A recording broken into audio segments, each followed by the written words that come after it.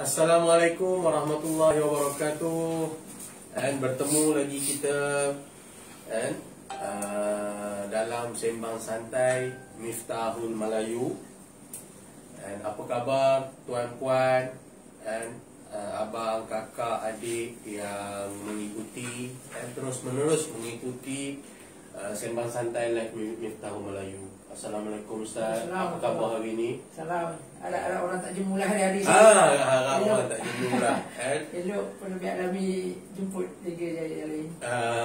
Ya, sebab kita bahaskan Miftahul Melayu. ya, kita membahaskan dan Ustaz pun adalah penulis utama juga. Bukan apa takut orang jemput je. Tapi saat dalam proses macam kita kata ni, kita tak boleh mengikut kejemuan orang. Kejemuan orang, ya. Matlamat kita adalah dakwah tu tak boleh kita terus. Matlamat kita orang jemput tak jemput. nak masyarakat ataupun orang ramai, Ya. terutama ini bangsa Melayu, bangsa kita sendiri ini bangkit dengan jangan bangkit suka saja-saja. Saja-saja Tapi sembrono, bangkit jangan sembrono. dia jangan sembrono. Dia asas terkukuh kuat. Betul. Fanatik lebih sangat sampai tak tahu punca tak tahu arah. punca lagi bahaya. Jadi dengan pengisian perkongsian kita ini dapat sedikit ilmu tu, walaupun sedikit. Nampak gayanya macam dah kena tukar ni. Saya moderator si dia dah sampai ni. Aduh. Dia dah dapat letak dia tu. Okey, tuan-puan yang baru saja menonton, saya harap suara saya jelas, clear. Saya dah mula tak menjerit-jerit. Okey, Ustaz pun saya harap tak perlu nada yang tinggi dah. Saya suara saya memperlahan. Suara saya jadi slow. Okey, jadi yang baru sampai, yang baru tiba, yang baru menonton, mohon diringankan tu tanya tu, mohon share. Tural-turalkan. Kongsi-kongsikan, share kan. Jangan serik untuk tekan button share tu. Moga Allah menerima, dengan tekan button share tu Allah menerima usaha kita bersama. Amin. Okey, sebelum tu bagi yang baru masuk, saya proses dulu untuk ni. Okey, sebentar. Ramai pula yang nak mengodenya.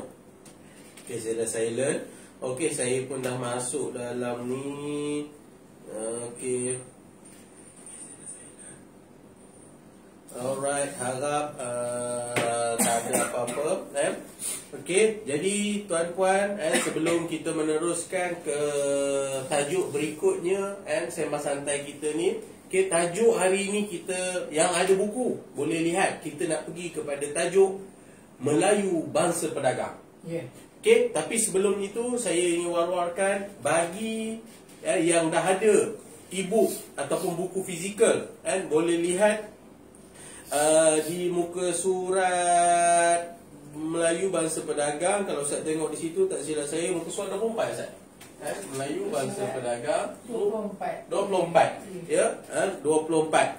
Okey, Melayu Bangsa Pedagang. Dan untuk pengetahuan tuan-puan, saya hari ini 2-3 hari ini saya dah mula menggunakan tab. Dan hari ini, semalam saya guna tab, hari ini saya menggunakan handphone dan saya pancarkan ke televisyen. Jadi tujuannya kita nak berkongsi bahawa ini manfaat dia. Jadi tuan-puan yang berkeluarga, ada anak-anak kecil, boleh ambil sedikit waktu, ada kelapangan waktu di rumah, boleh pancarkan ke smart TV anda, Android TV anda di rumah untuk bacaan ataupun penghayatan satu keluarga. Jadi waktu itu dapat diisi. Mungkin ada hari ini boleh diperbab-babkan. Okey, jadi kelebihan e-book, sekarang kami tengah adakan promosi e-book Miftahul Melayu secara besar-besaran. Jadi boleh tekan link, nanti akan tim produksi akan letakkan link pembelian, atau boleh komen bagi yang ingin mendapatkannya. Alright. Okey, jadi Ustaz, kita pun tak nak buang masa, kita agak terlewat sikit hari ini. Okey, jadi kita pergi kepada sebelum ini kita dah isukan pasal Melayu Bangsa Pelayar, Melayu Penguasa Teknologi Perkapalan, penemuan arkeologi kapal-kapal kuno alam Melayu, dan hari ini kita nak pergi masuk kepada tajuk yang bagi saya kerana ilmu pelayaran Ya. Dan juga kerana ilmu ini juga menyebabkan Melaka ataupun bangsa Melayu ni dikenali oleh seluruh dunia. Ya. Adalah kerana Melayu bangsa pedagang. Okey Ustaz, Ustaz rungkaikanlah sebaik mungkin agar Melayu, bangsa kita ni ataupun bangsa Melayu itu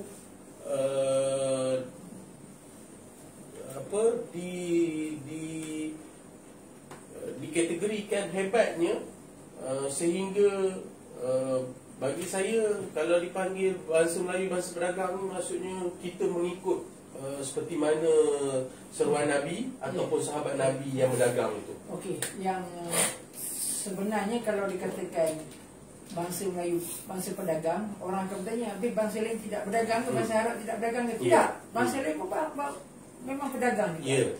Dan semuanya dulu, zaman dulu memang aktiviti perdagangan itu sangat penting. Ya. Cumanya keistimewaan bangsa Melayu ni dari sudut perdagangan itu, yang pertamanya dia dari faktor geografi juga. Dia duduk di kawasan yang pertamanya, dia wilayah alam Melayu ni dia duduk di pertengahan antara tamadun yang besar-besar, tamadun dunia yang besar-besar, tamadun Cina dan juga tamadun yang di sebelah barat lah, sama di India, Parsi atau Arab pada zaman itulah. Kalau ikut kita ni, minta maaf saya celah Ustaz. Maksudnya kalau ikut bahasa Melayu ni ada kita ni pun tamadun ke? Tamadun. Kita ni tamadun. Tamadun. Kita ni tamadun. Kalau tidak tamadun macam mana? Tu Sriwijaya, wujudnya kerajaan Sriwijaya tu daripada tamadun lah. Kerajaan Majapahit, kerajaan Melaka dan sebagainya, tamadun lah. Dan dia di jalan pertengahan. Jalan pertengahan antara bangsa-bangsa pedagang yang di belah barat ni, Arab, Parsi, India, dengan bangsa pedagang di sebelah timur ni, Cina ni. Dan mereka ini kalau nak kalau nak bertemu, lebih mudah bertemu di kawasan alam Melayu ni, lebih tepat di Selat Melaka lah. Sebab itulah pelabuhan yang pernah wujud di Selat Melaka ni sangat masyhur, sehingga dia dijadikan pilihan oleh pedagang-pedagang luar. Yang pertamanya Selat adalah dia antara sebab banyak dulu Ustaz, pelabuhan banyak di Selat Melaka ni. Pernah sebelum Kesultanan Melaka, Kedah pernah jadi pelabuhan dulu. Kedah pelabuhan yang masyhur. Dia dulu kalau antara besi yang terbaik di dunia dulu di Kedah. Lepasnya tajuk lepasnya lah Ustaz. Kemudian di Aceh juga pernah menjadi pelabuhan juga. Di pasar itu sebabnya Selat Melaka ni istimewanya, dia terhadang oleh angin. Di Selat ni terhadang oleh angin, ribut taufan tidak berlaku, memang jarang berlaku lah. Di Selat Melaka ni. Dia selat dia pun agak sempit, bermakna dia sangat sesuai menjadi tempat persinggahan pedagang. Itu yang pertamanya. Yang nombor duanya, wilayah ni sangat subur. Kalau kata rempah tu, apa rempah yang kita boleh dikatakan rempah yang paling yang terbaik di dunia tu asalnya daripada alam Melayu ni. Cengkeh, bunga lawang. Bukanlah rempah tu daripada India ya? Bukan, daripada sini. India juga buah pala mungkin ada di tanah India, tapi banyak daripada sini. Portugis dah sebut. Saya ingatkan sebab orang buat masak kari tu sebab ikut India punya kari tu letak rempah tu semua tu. Saya dah pergi ke macam di Pulau Maluku kan, di Ternate Indonesia kan. Memang sampai sekarang lagi banyak pokok cengkeh dan sebagainya. Bunga lawang, apa tu, lada hitam, macam-macam dan sebagainya. Dulu ini adalah komoditi yang sangat penting. Selain daripada dia penyedap kepada makanan, dia juga menjadi ubat. Itu kita kata dari segi rempah. Hasil hutan lagi macam-macam ya. Mungkinlah dulu orang ada jual kulit harimau, gading gajah dan sebagainya. Lepas itu dengan madu lebah, apa lagi, hasil hutan sangat banyak. Kalau kita mengkaji hasil hutan di alam Melayu ni sangat banyak. Lepas itu flora dan fauna tu sangat banyak. Benda-benda ini semuanya menjadi barang dagangan yang berharga. Tak termasuk lagi hasil galian di alam Melayu sangat kaya. Kita ada banyak emas, sama ada di Semenanjung, sama ada di Sumatera, Kalimantan dan sebagainya. Kita ada permata, ada besi, sangat banyak. Wilayahnya Allah mentakdirkan sangat subur. Dengan sebab itu aktiviti perdagangan dia sebenarnya sangat aktif, dengan sebab kesuburan dia. Allah dah kurniakan kepada bangsa kita ni, bangsa Melayu ni. Selain daripada berdagang, mungkinlah jual baju dan sebagainya, barang-barang kraftangan, juga hasil bumi yang sangat banyak. Sebab itulah perdagangan sangat aktif di alam ini, dengan sebab kesuburan dia. Yang nombor 3, seperti kita sebut dulu, kenderaan untuk berdagang yang paling penting adalah kenderaan laut, maknanya kapal-kapal. Pengangkutan air. Berbanding dengan kalau yang duduk di dataran, mereka kalau jalan sutera tu berdagang dengan unta dan sebagainya. Betul, naik kuda. Lebih susah. Sebab itulah orang Arab kemudiannya bila sudah biasa jalan laut, mereka dah tinggalkan jalan sutera. Kecuali kalau nak berdagang di bahagian timur tengah, yang ke China apa semua, Asia Tengah.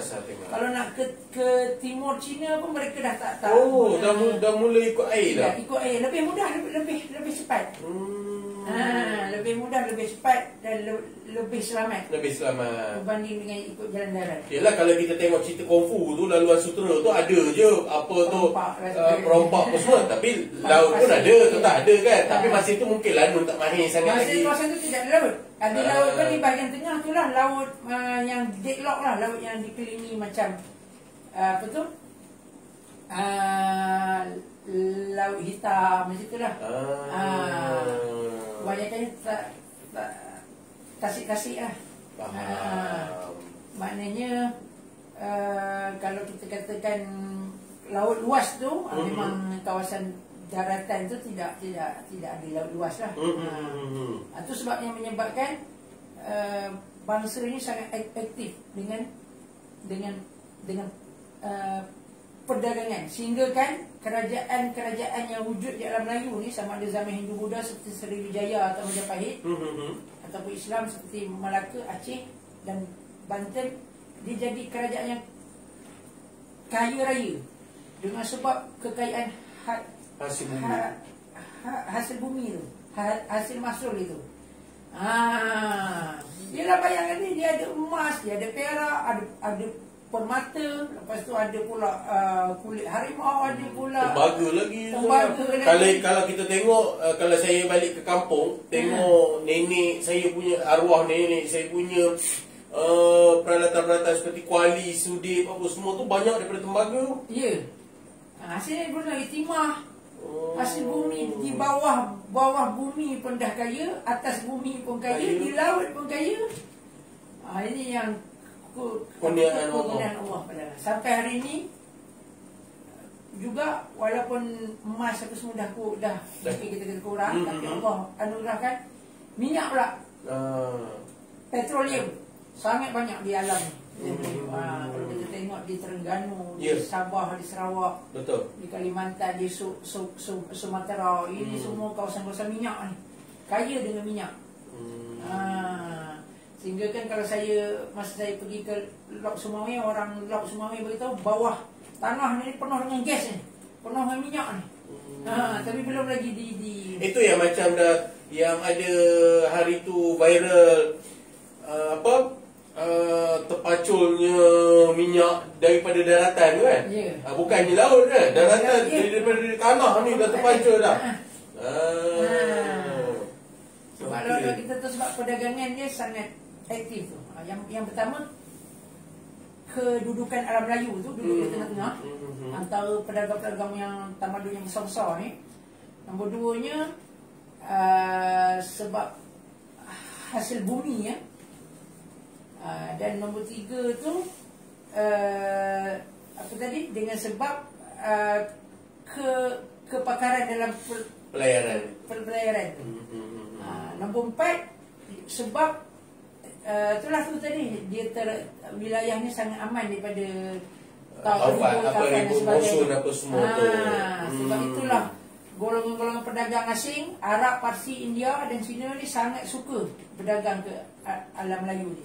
Dan juga sebab orang Melayu ni dah biasa, daripada zaman dulu dah biasa jumpa dengan Arab, dengan Parsi, dengan orang asing. Mereka ni senang terbuka dengan orang asing. Sampai sekarang dengan sikap. Ini kita panggil sikap kan. Sikap bahasa Melayu tu sendiri yang lemah lembut, bersopan santun, menghormati orang. Selain daripada dibentuk daripada alam tu, dia juga dibentuk juga itulah dengan sebab sering berjumpa dengan pedagang-pedagang asing tu.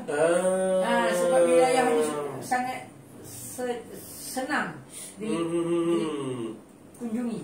Okey Ustaz, kalau kita ikut di sini dia ada beritahu juga, kalau kita tengok di samping itu, bangsa Melayu memiliki kemahiran dalam pengurusan perniagaan. Ya. Sebab dah tulis itu tu sekali tengok dalam. Ini dikatakan oleh James T. Collins. Maksudnya dia ada sistem perekonomian dan pelaksanaan betul. Maksudnya bangsa Melayu ini kira dia punya terdedahnya kepada bangsa asing tu sampai bangsa asing boleh catat apa setiap benda yang dilakukan oleh orang Melayu ni. Ya. Maksudnya orang Melayu ni bukanlah dia terduduk dalam gua. Tak ada. Duduk dalam bawah tepung. Tidak. Kita dah lama bergaul dengan bangsa-bangsa asing. Okey Ustaz, kalau kita nak katakan dia macam inilah. Nak kata pedagang asing datang dulu ke kita mungkin tidak. Betul tak? Betul. Maksudnya kita yang pergi berdagang dahulu baru orang kenal. Kalau ikut kan pencatatan macam kita sebut semalam KMRLI begitu, orang Melayu dulu sampai ke Afrika. Maksudnya kerana kita pergi tu barulah orang tahu kat alam Melayu ni ada tempat untuk dapatkan bahan. Boleh jadi. Betul? Boleh jadi. Takkanlah tiba-tiba letak sembot kat sini boleh berdagang. Takkan begitu, betul? Maksudnya orang Melayu ni dari mana? Alam Melayu. Bawa apa adalah namanya. Yalah, kategori kita cuba terjemahkan bagi senang faham. Maksudnya kita sendiri yang pergi ke Tanzania, pergi ke seluruh dunia ni, maksudnya selagi kerana kepakaran belayar tu tadi, dengan ada hasil bumi yang kuat tadi, kita dah mula bangsa Melayu dahulu tu dah mula saja-saja pergi. Sedangkan mungkin tak tahu ada Cina di sana ataupun tak tahu ada negara apa di sana. Ustaz, adakah itu? Ya, sebabnya memang yang meneroka laut ni memang bangsa Melayu. Dia dah sebelum masih dah sampai ke Afrika. Kalau Afrika dia boleh sampai, sudah tentu dia boleh sampai ke India, sampai ke yang lebih dekat lagi dengan Arab, dengan Cina, apatah lagi. Sebelum masih lagi sudah sampai. Hasil daripada itu lah. Dan memang kalau Linda Schaefer beritahu, orang Melayu lah yang mengajar orang Cina dan orang India tentang jalan laut. Macam mana Cina nak pergi ke India, India nak pergi ke Cina melalui jalan laut. Orang Melayu yang ajar. Sebelum tu mereka tidak tahu adanya jalan laut. Mereka cuma tahu laluan sutera, laluan darat. Tapi kalau ikut laluan sutera yang lahir dulu kan? Ya, itu lebih lama lagi. Laluan sutera itulah yang dalam cerita kungfu itulah. Barulah wujudnya laluan. Apabila kita dah pergi, kita dah sampai di setiap negara-negara tamadun-tamadun ni, barulah mereka mendapatkan nampak gayanya macam itu. Dari segi pencatatan sejarah nampaknya macam itu. Faham. Kalau daripada segi apa yang Ustaz tulis ataupun cuba sampaikan dalam ini, dia apa kita panggil tu, kalau kita baca balik kat sini Ustaz, seorang ahli geografi Arab yang masuk, iaitu Al-Idrisi itulah yang Ustaz kata ada gelap tu, yang dia dia akan gelap tu, pula pernah mencatatkan tentang kehadiran pedagang-pedagang Melayu dari kerajaan Sriwijaya. Maksudnya kalau ikut penulisan ini, dia menceritakan pasal kerajaan Sriwijaya, betul tak?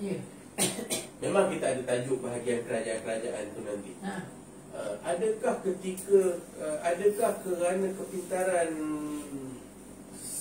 pemerintahan Sriwijaya ini menyebabkan bangsa Melayu itu bangkit? Apa bukan bangkit, maksudnya menemui berbagai-bagai kepintaran. Dia kalau ikutkan kerajaan alam Melayu ni yang memang banyak lah. Yang paling awal dicatat dalam sejarah kerajaan Funan lah. Funan. Itu yang paling awal lah. Kalau ikut di mana tu Ustaz? Kalau ikut kerajaan Funan tu dia daripada besar, dia daripada ke Kemboja sampai ke Kedah tu. Tu Funan dia. Funan. Maksudnya Kedah dululah. Kedah dululah, Kedah zaman dulu. Wilayahnya itu yang saya kata tadi. Dugaan daripada ahli arkeologi dan ahli sejarah lah. Itu yang saya kata tadi, pelabuhan di Kedah tu lebih tua daripada Melaka. Lebih lama. Kemudiannya selepas Funan tu ada pula, lepas tu Kedah memisahkan ni, Kedah buat wujud kerajaan yang tersendiri. Ada kerajaan Kedah tua pula. Lepas tu ada kerajaan Tantan di Terengganu, kerajaan Pampan di Kelantan, dan juga di Patani. Kerajaan Cih tu di Kedah, di Kelantan juga, bukan Kedah, di Kelantan. Dia nama-nama ni nama Cina sebab kita ambil dari pencatatan Cina. dari Cina. Sebenarnya dia ada nama lain. Cuma nama lain tu tidak terjemahkan daripada ketahui. Ya. Mereka Sriwijaya. Sriwijaya tu ada nama Cina ya. Shilifoshi itu nak Cina punya nama Sriwijaya. Tapi sebab kita ada pencatatan dari batu bersurat, itulah sebab kita tahu nama kerajaan ni yang asalnya adalah Sriwijaya. Kerajaan yang lain tu kita tak jumpa pencatatan dari tempatan.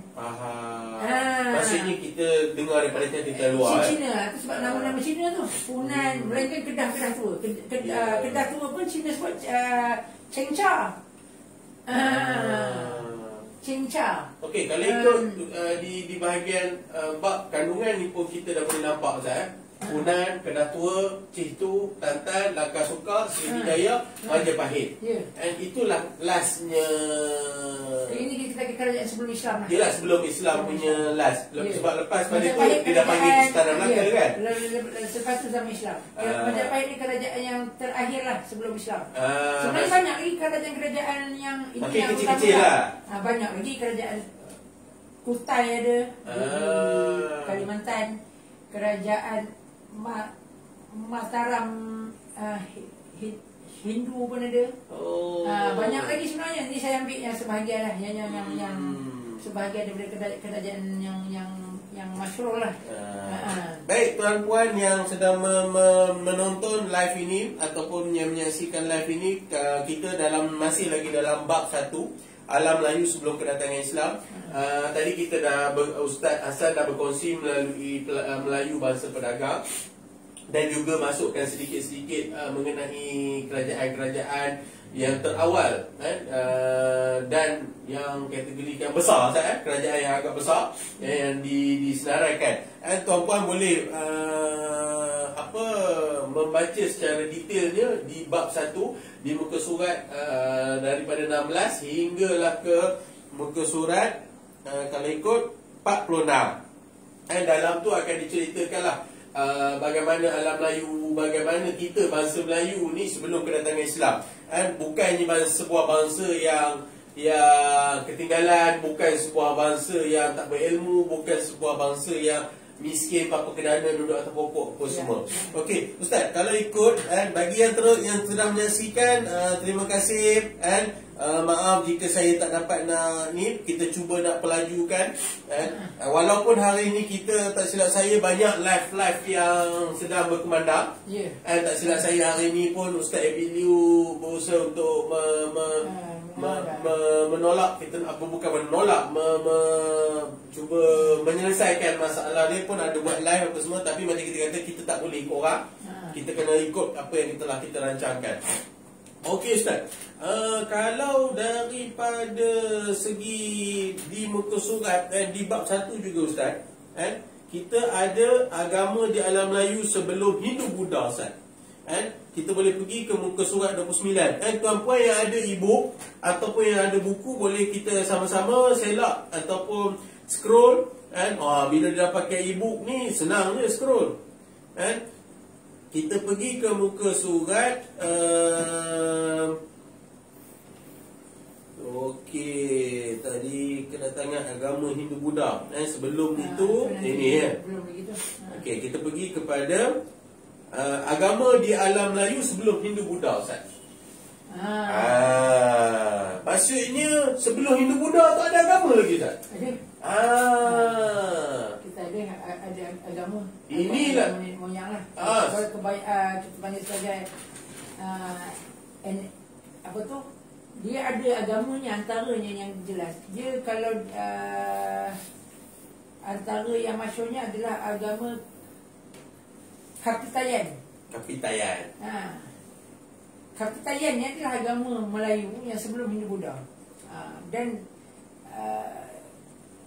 saya merasakan kalau kita tengok ada orang Batak, sebahagian masih lagi menganut ni. Dia tak terpengaruh dengan Islam dan dia tak terpengaruh dengan Hindu Buddha. Dia tak pengaruh Hindu Buddha, dia tak pengaruh dengan Islam dan dia tak pengaruh dengan Kristian. Majoriti suku Batak sekarang ni adalah beragama Kristian. Ada sebahagian beragama Islam. Yang Ustaz kata Ustaz lalu kawasan Batak tu ya. Ada kawasan suku Islam ada.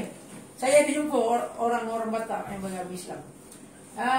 Tetapi ada juga yang beragama yang agama disebut itulah agama Kapitayan itu. Dan dulu memang perayaan orang Melayu sebelum sambut hari raya Aidilfitri dan Aidiladha, dia ada hari rayanya. Hari rayanya berkaitan dengan upacara tuai padi. Kalau kita tengok kan betul, bangsa-bangsa di alam Melayu ni hari tuai padi itu hari yang penting. Sebab dia hari yang kita kata hari yang menggembirakan, hari yang masyhur. Kita tengok kalau sekarang ni macam hari gawai, ini berkaitan dengan tuai padi. Tuai padi. Maksudnya rezeki yang apa rezeki yang dapat daripada tumbuhan padi.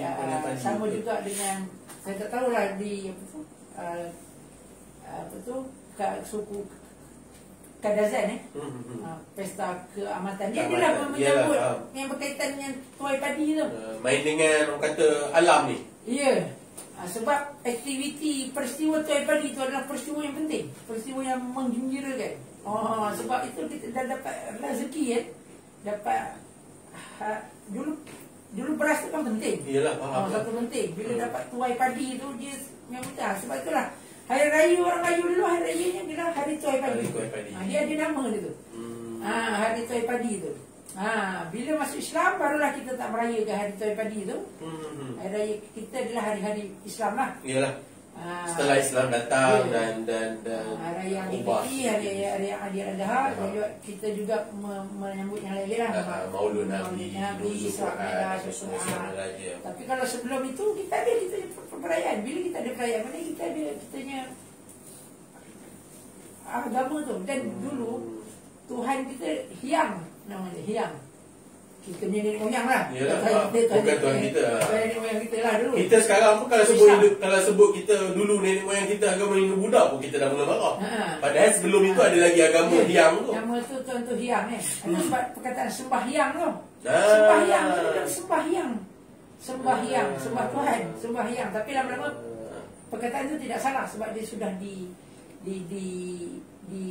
apa tu dinormalisasi kan. Digunakan kalau untuk solat. Ikut dipanggil sembahyang. Digunakan untuk solat, digunakan untuk menterjemah perkataan solat. Jadi tidak salah. Sebab solat itu adalah daripada Arab, betul saya. Tapi kalau ikut kita dulu sembah yang Tuhan dia yang. Tapi itu bila dah di Arab campur memahamkan penjelasan dan Islam pun dah sampai, maksudnya boleh digunakan balik bahasa yang dulu tu sembahyang. Sebab kita tengok ada gambar ni. Di mana Ustaz? Ada gambar yang saya terjemah. Ada ni. Ni. Ini Gunung Padang di Cianjur. kebanyakan ahli akademik di Indonesia beritahu ini adalah tempat ibadat sebelum Hindu Buddha. Ini adalah tempat ibadat. Ada 5,000 tahun Ustaz. Ini dia Jauh barat. kajian. Yalah, mesti dikaji batu tu. Apa kita panggil apa Ustaz? Kaji apa? Radiokarbon. Radiokarbon batu tersebut 5,000 tahun Ustaz. Kalau ikut bersamaan tahun zaman Zaman Nabi Ibrahim AS. Zaman Nabi Ibrahim. Yalah, zaman itu macam mana Nabi Ibrahim nak dakwah sejauh ini? Ya, zaman itu setiap nabi, setiap kaum ada nabi. Ada nabi. Itu sebab ada sebahagian kata ini adalah tempat ibadat agama tauhid Islam. Pada zaman itu dengan nabi yang diutuskan sebelum kelahiran Nabi Muhammad lah. Dia apabila kelahiran Nabi Muhammad tu penutup segala nabi tidak adalah Nabi. Tidak ada lah. Tapi Nabi Muhammad. Yalah, kalau ikut tahun lebih 5,000 tahun. Tidak kan lambang keadilan Allah itu, mestilah Allah turunkan nabi-nabi pada kaum-kaum. Sebab nabi-nabi ni dia untuk kaum, dia bukan macam Nabi Ibrahim. Dia kan untuk kaum Arab aja. Dan juga Bani Israel. Betul. Zaman tu Nabi Ismail itu untuk orang Arab je. Betul. Nabi Yusuf pula untuk orang Yahudi je. Okey, di kawasan dia lah, di kawasan dia. Faham. Tapi macam mana orang Cina pada zaman tu? Adakah mereka tidak? Ada Allah mesti adil ya. Betul. Allah turunkan Nabi. Cuma tidak diceritakan dalam Al-Quran. Sebab jumlah Nabi ni sangat ramai. Ada ulama begitu berapa? 140,000 114,000. 114,000. Silap saya lah kalau ikut saya pernah 114,000. Tapi yang diangkat sebagai ulul amri kan 124,000. 114,000. Sebab saya ingat dia sama dengan surah dalam Quran 114 tu. Ya. Saya dah lupa dah. Ya. Jumlah Rasul 313. Ya. Tapi yang Quran disebut 25. 25. Yang wajib kita ketahui yang dalam Quran 25 Rasul. 25. Tapi semuanya ramai. Ramai itu takkanlah semuanya di kawasan Timur Tengah. Ya. Yang beratus ribu tu takkan semua di Timur Tengah. Sedangkan dunia tu zaman Nabi Ibrahim orang Jepun, orang Cina sudah ada. Orang Melayu sudah ada. Dah ada ya. Zaman itu. Janganlah kita Zaman Nabi Musa orang Melayu dah ada. Tapi macam mana orang Melayu nak beriman? Nabi Musa tak sampai ke sini. Ya, betul. Tak ada maksudnya. Pasti ada Nabi yang Allah turunkan. Sama juga kalau kita ikut Ustaz, macam ibarat Nabi Isa, Nabi Isa, Nabi Musa sebelum tu, cara dia sembahyang bukanlah sembahyang, maksudnya cara dia menyembah Allah Taala mesti ada cara yang bukan diikut. Dia kalau tauhidnya sama je, cuma syariat tu berbeza-beza. Itu sebenarnya. Ya, tapi dia mesti ada rokok, ada sujud. Ya, faham. Cumanya zaman Nabi Musa tu dia punya waktunya tu lebih banyak lah, sehari 50 kali. 50 kali yang macam Rasulullah Nabi Muhammad naik ke langit minta dikurangkan. Macam kita dah 5 kan. 5 pun berat-berat. Itulah. Okey. Jadi Ustaz, kalau kita katakan macam Ustaz katakan tadi, benda ini telah diberitahu bahawa tempat ini, batu ini, kita fikirkan batu lah disebabkan batu ni telah diuji, dibuat ujian radiokarbon kan. Jadi telah mengeluarkan hasilnya iaitu ini pada Indonesia lah semua. Ini 5,000 tahun. Jangan salah faham tuan-puan, walaupun gambar banyak yang diambil dari Indonesia, untuk pengetahuan tuan-puan, Melayu ini rumpun Melayu itu luas. Indonesia, Kemboja, Selatan Filipina, kalau ikut Filipina tu pun sebenarnya Melayu juga. Bukan Selatan semata-mata. Bahasa Tagalog tu banyak persamaan dengan bahasa Melayu. Saya ke sana tu, kalau tandas tu dia tulis laki-laki lah. Atas laki-laki. Maksudnya jangan tuan-tuan puan ubi dipanggil ubi juga. Ubi. Jangan tuan-puan menjadikan isu yang telah sempadankan oleh penjajah ataupun oleh orang putih ni, oleh penjajah lah senang mudah-mudah. Dijadikan sempadan ini menyebabkan kita terus menilai mereka adalah memanglah kalau ikut sekarang ni warga asing. Memanglah sekarang ni kalau kita gelarkan pendatang. Tapi kalau tuan-puan membuat kajian asal usul ataupun kita panggil nasab kan Sat? Mungkin tuan-puan pun berasalnya daripada Indonesia kot, Jawa kot, mungkin daripada apa orang kata tu, belah-belah yang banyaknya kat Semenanjung ni, belah-belah ni lah Sat, yang percampuran berlaku tu kan. Jangan tuan-puan apalah buku ni cerita pasal Indon je banyak. Tuan-puan kena faham alam Melayu itu luas, dia adalah satu luas. Sebenarnya kata pasal yang berkaitan Indonesia pun tidak juga bahasa kita boleh Semenanjung Tanah Melayu pun ada, tapi ialah mungkin banyak gambar-gambar yang dapat kerana hasil peninggalan di sana masih dijaga. Ya, dan lebih banyak.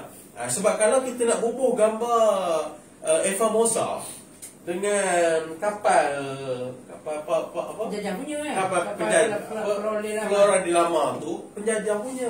Tapi itu yang tuan-puan bawa anak-anak banggakan, cerita inilah Melaka, inilah Eva Mosa. Tapi tuan-puan tak tahu yang sebenarnya apa yang tuan-puan buat itu adalah mengangkat sejarah penjajah. Ini yang ramai kata tidak ada sejarah. Tadi dah Istana Melaka dah hilang. Betul. Dia ada replika. Dalam buku menceritakan, buku sejarah sekolah menceritakan Melayu ni lemah, Melayu ini mundur. Sedangkan apabila kajian itu tak dibaca ataupun tak dikaji daripada belakangnya lagi, takkan jumpalah dia punya kelebihan itu. Itu yang saya nampak. Macam saya. Okey. Jadi yang sedang menonton, Tuan Kamal Ibrahim, terima kasih atas info 124,000 Nabi. Betul Ustaz. Ustaz Tuan Muzaffar Zafri, terima kasih. Maaf kalau saya meletakkan 114 tadi. 124,000 Nabi, 313 Rasul-Rasul, 25 Rasul yang wajib kita ketahui. Okey, terima kasih. Selamat datang Tuan Muzaffar Zafri, Tuan Syafiq Apai, Tuan Sabri, Tuan Azwan, okey, Puan Nur Aimi Saira, terima kasih kerana keep on terus menerus support. Tuan Kamal Ibrahim pun terus menerus support. Terima kasih. Okey, bagi yang ingin mendapatkan e-book Miftahul Melayu yang ingin berkongsi yang ingin berada bersama Sembang Santai ini, boleh, mohon tim produksi letakkan link untuk pembelian e-book. Moga apabila kita sharekan live ini, ramai yang melihat link tersebut dan ingin membuat pembelian. Alright, okey Ustaz. Kalau kita katakan ramai yang nak mendengar ini, apa orang kata, kita tak perlu nak cerita sejarah tahun 60-an. Betul Ustaz? Saya rasa daripada tahun 20-an pun saya rasa tak perlu dicerita, kerana ada banyak gambar-gambar ataupun tahun 50-an dah banyak benda ni. Ya, dan ada yang masih hidup di usia ini. Tapi bagi saya benda tu tak rare. Sebab zaman itu zaman yang dah ikut Inggeris, dah nampak penjajah pakai kod. Kena pakai kod. Tapi kita nak menceritakan sebelum itu, ratus tahun ke belakang. Macam Ustaz kata tadi, sembahyang itu bukan kita suka-suka je meletakkan sembahyang. Sebenarnya pada sebelum kedatangan Hindu Buddha itu sendiri dah ada Tuhan Yang. Cuma kita tak tahu. Sebab masa kedua bukan dah ada Tuhan Yang tu tidak ada. Bukan, maksud saya agama tu bagaimana, ataupun bagaimana pendakwah dulu. Bukanlah pendakwah macam saya kata tadi, ada nabi yang diutuskan untuk Masyarakat memahamkan. yang besarnya. Ya. Kita kata pasti pun sebab tidak Tidak ada bukti. Tidak ada pembuktian. Cuma Ya. inilah adalah kalau kita daripada segi lambang kebesaran Betul. keadilan Allah tu pasti Betul. Allah akan Kehebatan, turunkan keesaan Allah Ta'ala Ya. dia. Seperti mana Allah Ta'ala kurniakan pada kita hasil bumi, apa semua, bangsa yang hebat, apa semua tu tak mustahil. Takkan Allah nak Takkan Allah biarkan orang Melayu zaman Nabi Musa itu tidak menyembah berhala. Betul. Mesti Allah hantar Nabi. Betul. Ah, Tapi apabila kita nak fahamkan, seperti mana Ustaz kata, nama para miswara Sanskrit itu, mungkin yang itu adalah bahasa yang terdahulu, yang mungkin Yang tu memang asal Melayu. Dia ada bahasa Melayu ni bukan semuanya daripada Sanskrit. Malah daripada Sanskrit tu sikit je. Yang bahasa asal memang kita punya tubuh badan ni semua asal Melayu. Hidung, telinga, mata, mulut, macam pokok, ya tuan-puan, tuan-puan boleh dengar tanah. bahawa Sebab itulah kalau kita tengok bahasa Maori, bahasa Fiji, bahasa Vanuatu, bahasa yang inilah yang suku-suku Polynesia ni, ataupun Austronesia ni, apa tu? Sama banyak. Kalau di segi yang tu lah bilangan, nak eja kan, tubuh badan. Sebab ini memang bahasa asal Melayu. Apa tu? Yang bahasa apa tu, nama-nama yang di persekitaran ini, laut, ikan, haiwan-haiwan, burung dan sebagainya, memang banyak ada persamaan.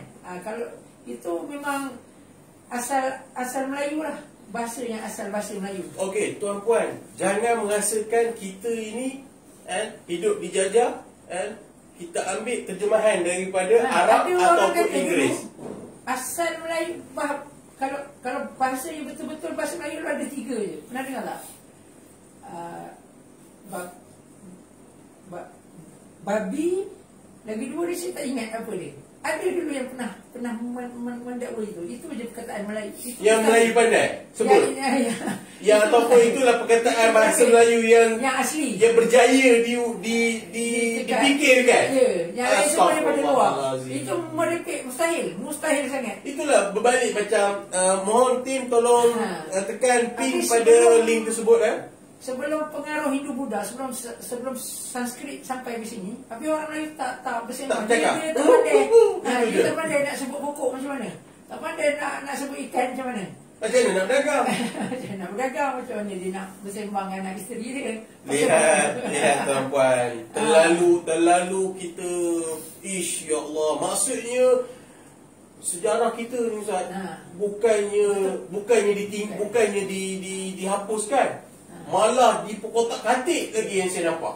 Kata-kata perbuatan pun banyak kata asal Melayu. Makan, berlari, minum,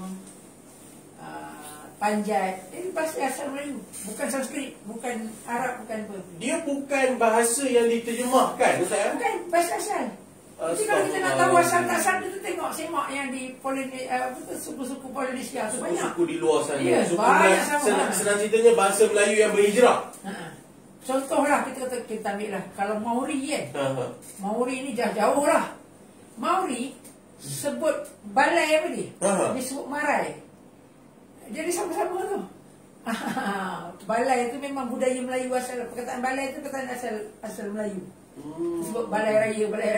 Balai tu tempat berhimpun. Maknanya orang Melayu ni dia ada sebuah sistem masyarakat. Dia ada bermesyuarat, ada pemimpin tu sebab wujudnya balai tu.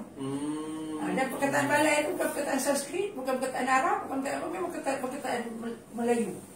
Allah. Maknanya sistem balai tu, sistem tempat bermesyuarat, tempat sebelum berhimpun Buddha tu sudah semua tu. ada. Maknanya sistem kepimpinan ni sebelum zaman Hindu-Buddha orang Melayu dah ada dah. Dah ada ketua, dah ada apa sudah ada. Macam mana? Cuma daripada pencatatan sejarah, kerajaan itu yang ditulis ada zaman Hindu-Buddha lah, Funan. Faham. Sebelum itu tidak ada je lah. Maksudnya Sebelum tak itu nampak. barangkali ada. Cuma Yelah, tidak dicatat. mungkin tak ada catatan itu ataupun bukti peninggalan itu. Kita pun dapat tentang Funan tu daripada pencatatan dari China. Bila kita dah masuk Hindu Buddha, agamawan daripada China India pun sampai ke sini. Sama dengan pedagang, mereka pun menulis lah rekod-rekodnya. Daripada rekod-rekod itulah kita tahu. Okey, Tuan. Tuan Nasi Yaakob. Ustaz, ada satu soalan daripada sahabat ni. Salam, nak tanya Ustaz dan saudara YCD, betul ke tapak Kota Formosa tu dulu tapak masjid masa era Kesultanan Melaka dan penjajah tukar jadi gereja lepas menang perang? Apa jawapan dia? Bila kata Formosa ni, dia adalah sebuah kubu Portugis. Dia bukan sahaja pintu gate itu. Formosa tu dia mengelilingi tu. Dulu besar tu. Dulu dia punya kalau ikut pintu gate je lah yang tinggal sekarang kan? Sekarang dia punya pintu gate je. Dia punya pintu gerbang lah. Pintu gerbang. Yang dibangga-banggakan nak kena bergambar oleh bangsa Melayu. Kalau nak dikatakan bahawa Istana Melaka dulu tu adalah Formosa, betul. Sebab Formosa tu luas. Tapi kalau nak dikatakan masjid dulu adalah di atas bukit. Di atas bukit yang maknanya gereja Sempor sekarang ni, itu tidak benar. Sebab apa? Yang pertamanya daripada pencatatan dari Portugis juga, bahawa masjid ni dijadikan pertahanan, tempat pertahanan, dan dia terletak di tepi sungai. Itu yang pertama. Yang nombor duanya, daripada pengalaman saya menjejak kota-kota lama Melayu ni, Melayu ni dari ilmu merancang bandar. Ilmu merancang bandar. Kalau kita nak tahu, kita boleh jejak kota lama dan kita boleh tengok macam mana corak kota-kota lama. Kota Aceh, kota Banten, kalau kita jejak pun ke Sambas, ke Pontianak, dia masjid ni adalah tempat umum. Yang mana semua orang boleh akses. Sama ada orang itu dia bangsawan atau golongan istana ataupun orang awam. Di masjid lah tempat sultan nak bertemu dengan rakyat, antaranya. Sebab itu masjid dia tak boleh duduk di kawasan larangan. Dan masjid ni juga dia tempat ibadat, tempat solat. Bila tempat solat, dia pentingnya wuduk. Wuduk tu ibadat penting. Dengan sebab itulah sistem air tu. Ya, dengan sebab itulah masjid selalunya mesti tepi sungai. Pergi mana-mana masjid mesti tepi sungai. Sebab itulah kedudukan masjid Raya Melaka tu, dia mesti duduk tepi sungai. Bukan macam zaman sekarang ada sistem pepaitan yang mana-mana, tak kisah. Kalau dulu masjid selalunya mesti tepi sungai. Sebab apa? Dia nak senang ambil wuduk dan senang orang sampai. Orang nak sampai tu. Dan dulu kalau ada sungai, ada bukit di tepi sungai ataupun bukit dekat dengan sungai, bukit tu akan dijadikan sebagai pusat pemerintahan. Pusat tempat sultan jadi ke istana, dan juga tempat larangan. Sebab apa? Dia duduk di tempat tinggi. Dia boleh jadi pertahanan, maknanya orang susah nak pergi atas, dan sultan boleh tengok mudah. Maksudnya boleh pantau yang tengah nak naik. Boleh memantau. Sebab itulah tapak istana Sultan Melaka memang di atas bukit tu. Tapaknya di mana? Di gereja Sempor tu lah. Termasuklah dia di kawasan ni, termasuklah di bawah-bawah sikit tu. Masjid di mana? Di bawah bukit, di tepi sungai. Itu kedudukan masjid. Kalau kita nak banding, kita boleh bandingkan dengan Pontianak, mana dia istana ke dalam sikit, dalam 500 meter daripada sungai. Tepi sungai masjid. Sambas begitu juga, tepi sungai masjid, istana ke dalam sikit. Itulah di Banten sama juga. Senang cerita itulah masjid tepi sungai, istana ataupun Surusawan tu dia ke dalam sikit. Senang cerita itulah ilmu perancang bandar kan? Yang bangsa Melayu tu dah ada. Dah gunakan. Okey. Alright. Jadi saya harap sahabat Nasi Yaakob jelas sebab beliau ni adalah perancang bandar juga punya orang ni. Okey. Kenal. Ni sahabat sekolah saya ni dia pun salah seorang yang mula dah nak minat sejarah ni. Harap terjawab Tuan Nasi Yaakob. Okey. Seterusnya kita Tuan Kamal Ibrahim. Ustaz, Pulau Easter, betul? Easter termasuk dalam Polinesia, juga Taiwan. Rapa Nui, betul. Taiwan juga termasuk. Banyak kita tengok orang asli Taiwan, itu dah rumpun Melayu. Kalau bahasa ni pun ada persamaan dengan ni. Kalau kita tengok dia punya bilangan dia mesti ada sama, 4 ke 5 ke tu, ada lah yang kena tu. Maksudnya apabila kita nampak bahasa itu dia sebut ada je macam bahasa kita walaupun 1, 2, itu rumpun je. Rumpun lah tu. Itulah orang kalau yang mengkaji ilmu bahasa ni, ilmu linguistik ni, dia akan tahu lah. Dia akan kelaskan bahasa Melayu Polinesia, Melayu Polinesia dirangkum dalam kumpulan yang sama, ataupun bahasa Austronesia. Kita ni memang rumpun yang sama dan nenek moyang yang sama. Kita dengan orang mungkin kalau kita cari nasab dia tu, mungkin sama. Ada kot bertemu kot orang kat Taiwan kot. Pun dah banyak juga orang dari orang bangsa Cina malah dia dah jadi bahasa Mandarin tu pun dah jadi bahasa rasmi Taiwan. Kalau suku-suku aslinya tu banyak yang dia bukannya. Tapi kalau ada yang dah mula meninggalkan tu pun adalah satu sebabnya macam Ustaz kata tu, Uyghur tu kan. Saya pun tak tahu sebut macam mana. Uyghur tu apabila kerajaan itu memaksa, contoh dia memaksa masuk ke kena cakap Cina, kena cakap itu pun salah satu penyebab bahasa tu hilang, Ustaz. Budaya macam orang Cina. Yalah. Itu pun lama-lama dia boleh hilang lah. Kerana faktor pemerintahan itu apa semua. Dia robohkan masjid-masjid di Xinjiang tu bukan sebab dia roboh masjid tu, dia nak roboh seni bina tu. Kan kalau Uyghur di Xinjiang ni dia seni bina Arab banyak, masjid dia ada kubah apa semua. Cina dia tidak suka. Dia nak juga ada seni bina buluh dia tu. Tapi kalau masjid-masjid yang di Beijing, di Xi'an okey, dia okey kan. Sebab dia ikut. Cina ni saya dah pergi, saya alhamdulillah bawa kali ke Cina mengkaji sejarah.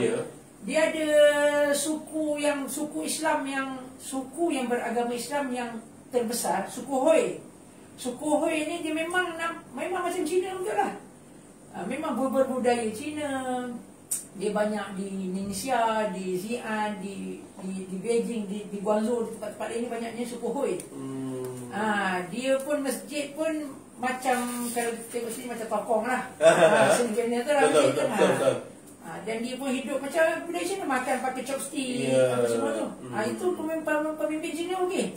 Dia tidak ada masalah. Tapi kalau macam suku Uyghur ni, dia punya hidup budaya dia dah beza sangat dengan orang Cina. Dia ni suku nombor 2 yang paling besar, suku Islam. Dia bawa Arab punya budaya tu macam mana? Dia bukan sebab mereka ni adalah sama rumpun dengan orang Turki. Dia sama rumpun dengan orang Turki. Mereka ni sama je. Kalau kata Turki, orang Uzbekistan, orang Azerbaijan, orang dia dekat belah-belah Kazakhstan apa semua Ustaz? Dia ke barat Cina. Dia dijajah oleh Cina buat masuk dalam tempat dia. Afghanistan tu. Okey.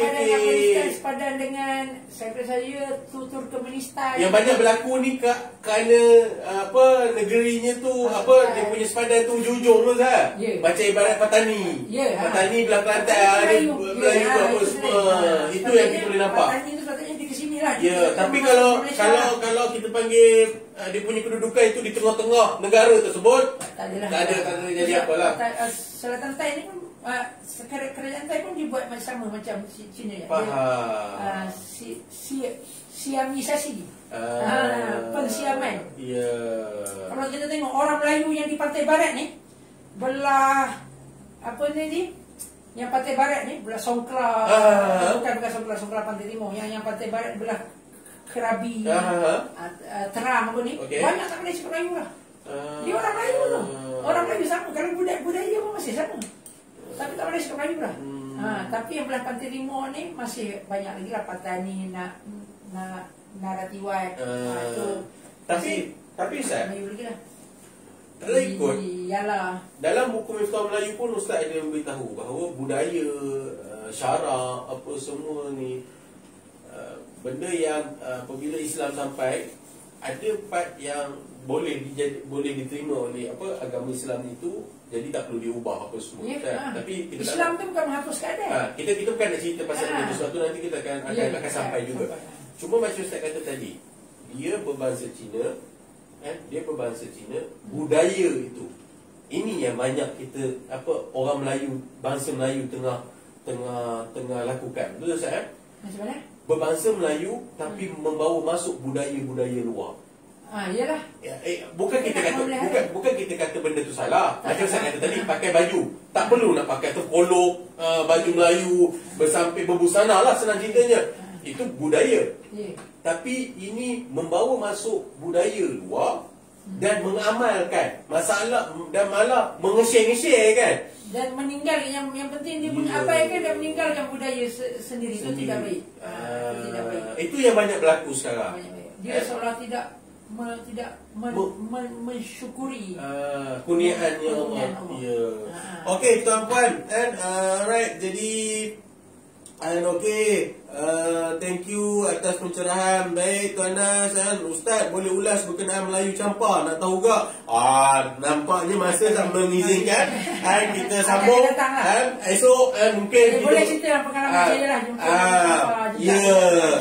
Saya pun ada juga orang kata tu, pergi ke Kemboja, ada jugalah yang bersejarah sikit. Di selatan Vietnam tu banyak orang campur. Dan satu lagi pun kalau ikut di Kemboja tu ada yang Angkor Wat.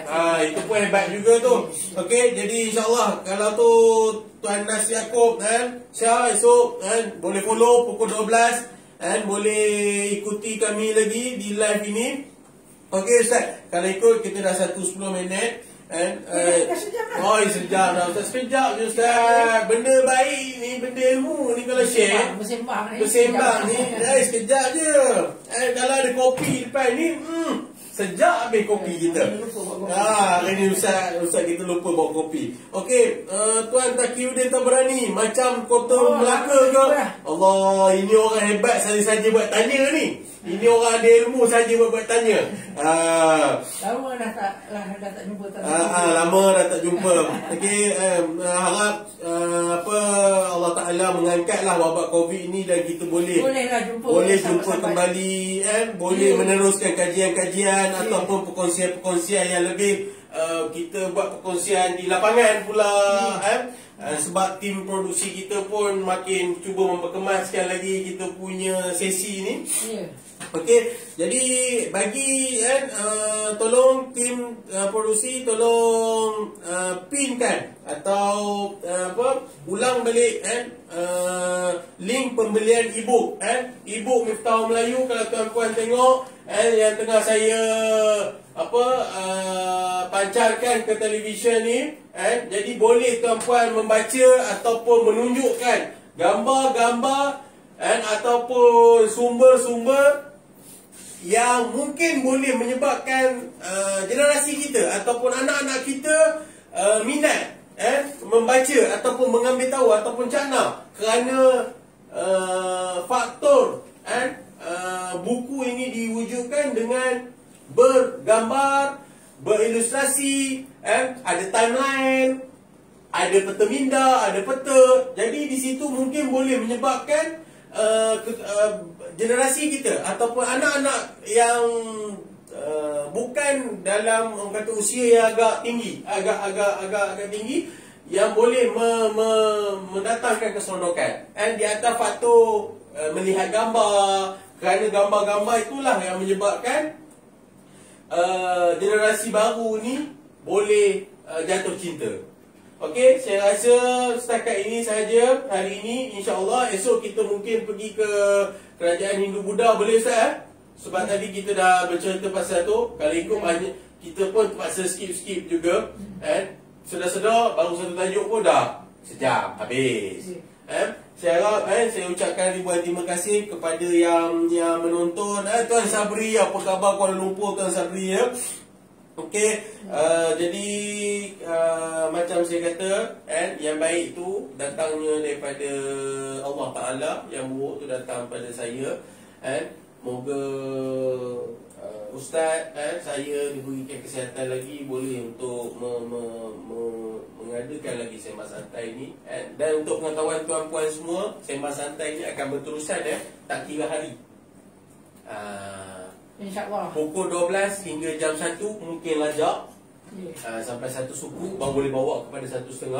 Okey, tuan-puan, bagi yang ingin mendapatkan ibu, boleh tekan link sekarang. Kita ada promosi, harga promosi untuk ibu Miftahul Malayu. Jadi tuan-puan yang mengikuti live ini mungkin dalam situasi yang boleh menelaah poin-poin yang disebutkan. Maaf, mungkin daripada segi tajuk-tajuk yang kita bincangkan, tuan-puan boleh membaca dalam bentuk satu tajuk terus. Lebih lagi kefahaman. Sebab dan mungkin boleh bertanya seperti soalan-soalan yang diajukan atau ditanyakan tadi, mungkin boleh dibahaskan atau diajukan. Mana yang boleh kita jawab, kita jawab. Dan mungkin perlu dibuat sedikit apa panggil tu, bukan kajian. Kalau kata agak terlupa dia punya info tu, kita boleh cari balik untuk kita jawab di live ini. Okey, saya rasa itu sahaja. Ribuan terima kasih. Dan mohon sebelum meninggalkan live ini, mohon tekan butang share. Biar banyak-banyak share. Moga boleh ramai ataupun lebih meluas perkongsian ini. Saya rasa itu sahaja, Ustaz. Asal tak ada apa, Ustaz. Esok kita pun ada lagi, boleh sambung lagi. Terima kasih kepada yang menonton, yang mengikuti. Mohon tekan button notification, live notification, agar tuan-puan tidak ketinggalan. Boleh bila kita berlangsung je, terus dia dapat je notification, boleh follow terus.